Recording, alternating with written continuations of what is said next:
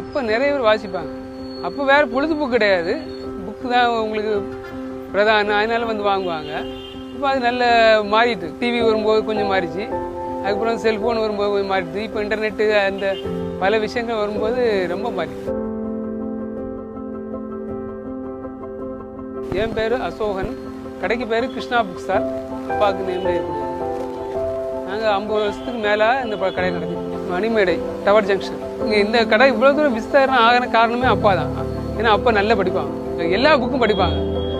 Chennai exhibition போகும்போதெல்லாம் நூற்றுக்கணக்கில் book வாங்கி வந்து அப்படி தான் பழக்கி தான் நாங்கள் இப்படி இவ்வளோ தூரம் பெருசாகிருக்கோம்.